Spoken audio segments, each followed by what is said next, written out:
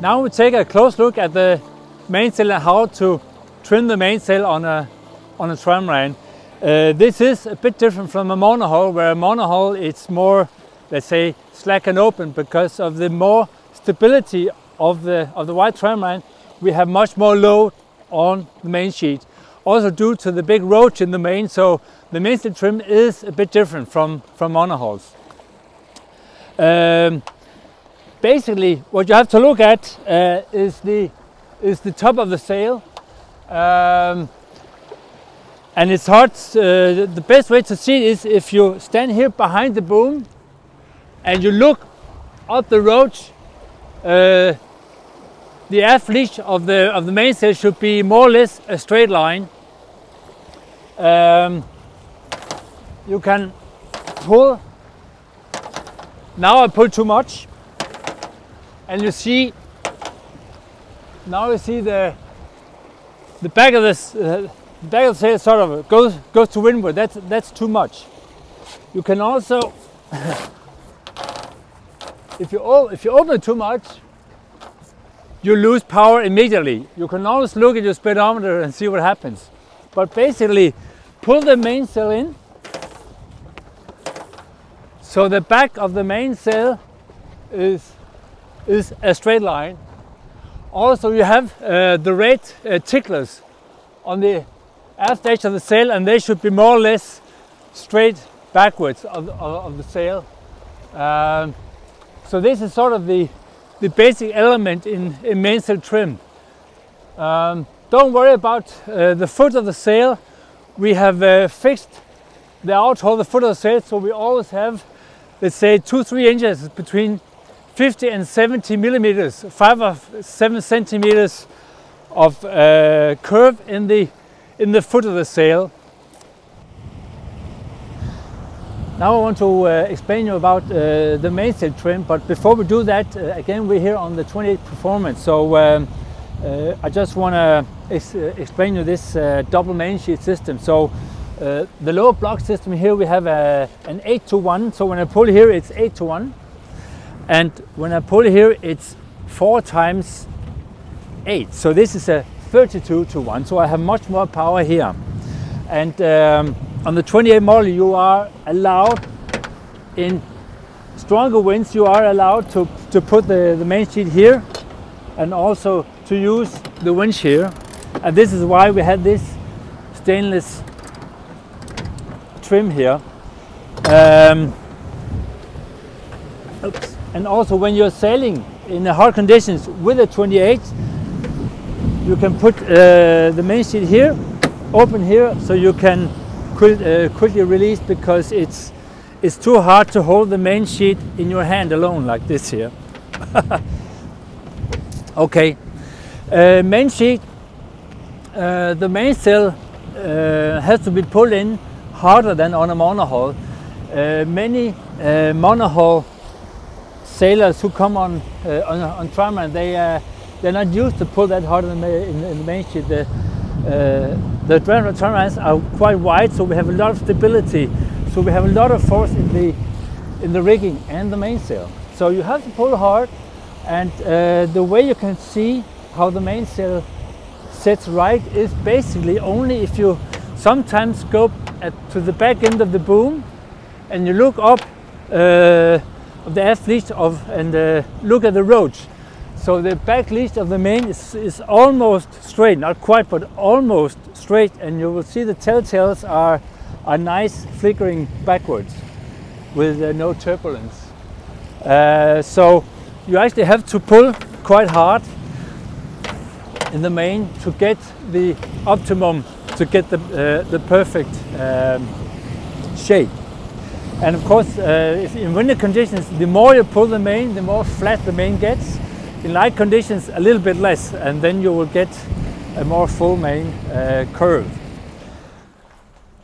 On the Dragonflies in general, we have a 2-to-1 mainsail halyard system to get enough mainsail tension. Don't worry if you have some few wrinkles from the foot here to the first or second batten. Speed-wise, it has no, it doesn't harm if you have any wrinkles here, but for some people it irritates to look at wrinkles, because when you pull very hard on the main sheet, you will get it, the main halyard will sag a bit, even if we have a 2-to-1 halyard system. But we also designed this system so you can actually use the Reef 2 line as a Cunningham, because it's not often that we use Reef 2. It's quite rare actually, but we can use Reef 2 as a Cunningham because it's all prepared for it. So I take the Reef 2 line here, put it through this eye, and this eye is on all the boats. And then I put the line here and make sure that it's the line that goes back to the reefing system. And you will see on the other side of the mast we have put a cam cleat here, so you don't have to make any knots. So now I can actually pull down here like a Cunningham, and I go back to the Reef 2. You see this is Reef 2, and then I pull Reef 2 line here, and then we have this Cunningham, and you see how we get all the wrinkles away. That's how easy it is, and it's the same for the 25 and the 32 and also the 40 version. And again, the wrinkles here doesn't harm much, but this way it looks nicer.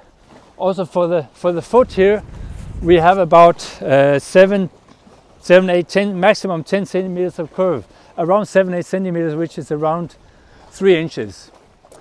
So yeah, this is an easy way to do a Cunningham.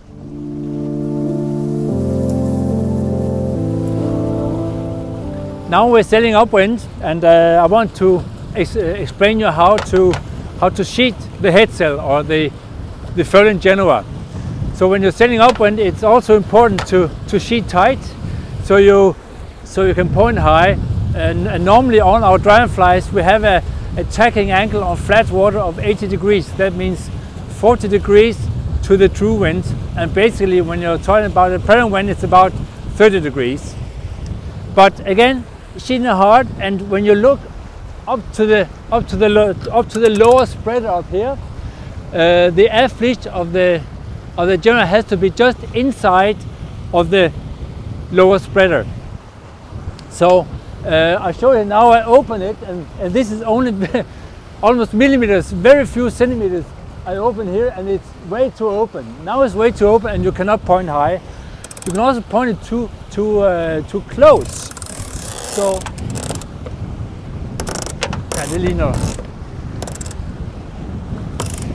like this is too much.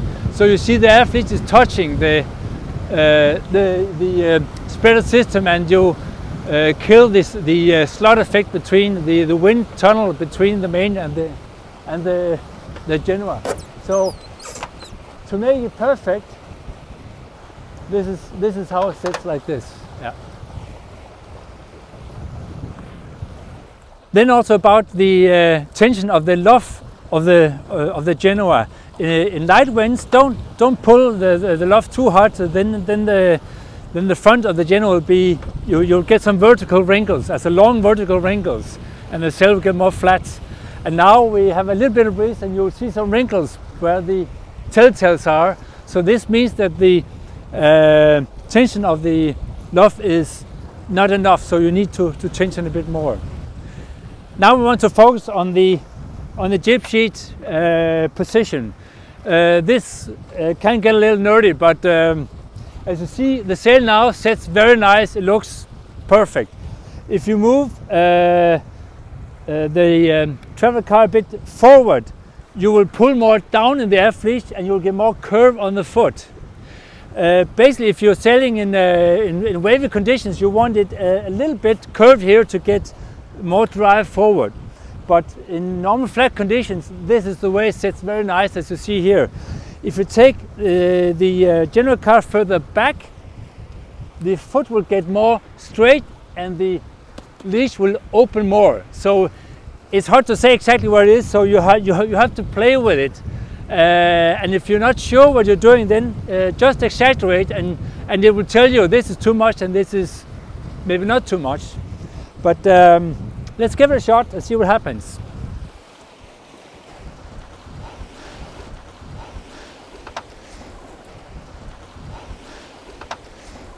Now I moved the general car just this much, and you can see how big a difference it is. Now you see the foot is very curved and the leash is very straight. So of course this looks like too much, and it is. And again, it's only like this much too much forward. Now I'll change and make it reverse backwards, and you will see also the difference.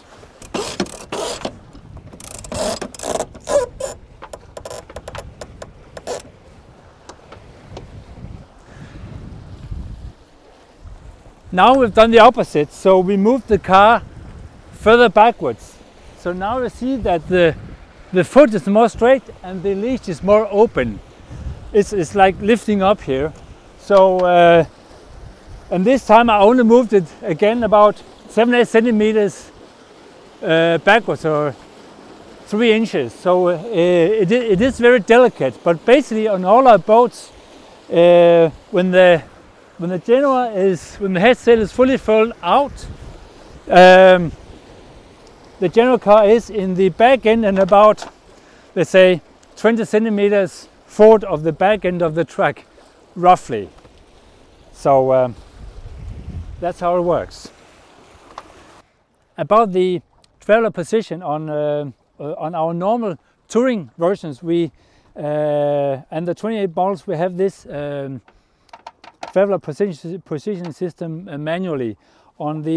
On our more high-end boats, we make this with what we call a floating, with a adjustable general car system, where you can adjust it with a pulley system from the cockpit, so it's easier. And on the 28, this can also be ordered specially, so you can adjust it from the cockpit.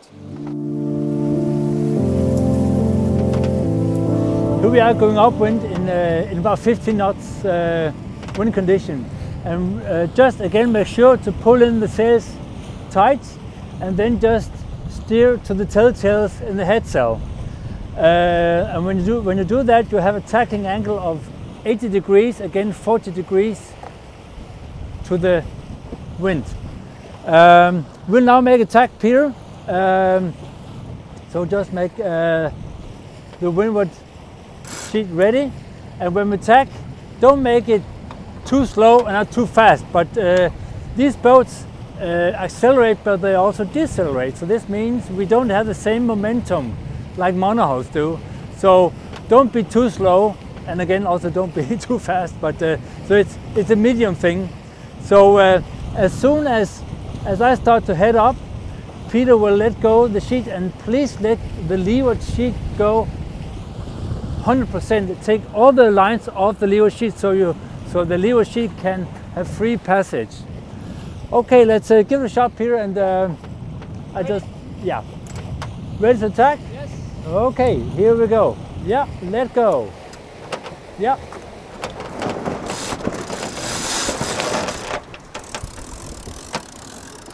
And after you tack, go about 5 degrees lower to pick up speed, and when the general is pulled in, then you can point up to the normal perfect condition again, looking at the telltales.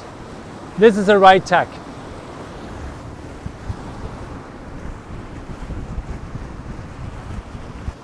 There's a big difference on catamarans and trimarans, where the trimarans actually tack more or less like a monohull. We don't have two hulls to twist and force in the water, where the trimaran is more like a monohull. So we have one big centerboard, one rudder, and as we tack, the flows are neutral. And this is why the trimaran tacks a lot better than the catamaran. Having said that, also in, let's say, in stronger wind conditions and waves, if you want to have more time to tack, as if you're cruising, not with your racing friends, but if you're cruising to make a more safe tack, you have more time if you ease off the main sheet, let's say 2 feet, 50 centimeters. This gives you more time to get going again after the tack. The mainsail is basically like a big windsurfing sail, so the mainsail will force you into the wind, and when you have tacked, the mainsail will again force you into the wind. So if we ease off the main somewhat, this gives you more time to make a more controlled tack. Normally you don't have to back the jib, but if you are in big wave, strong winding conditions, normally you don't have to back up the jib, but look for let's say a more flat wave. Waves comes in differently, and you don't have to choose the worst wave to tack into, but choose a more flat wave, ease off the main sheet a bit, and then you make your tack. Bear off a little too much to start with, sheet in the sails, and then you can point up high again, and this way you make the right tack. If you miss a tack, so let's say that you get out into the wind and you miss it, make sure to take the tiller or the wheel reverse, so the boat, if you start to go reverse, that the rudder takes you, also helps you to turn the boat. This is just a small notice of that, yeah. But normally there's no problem in tacking with these boats.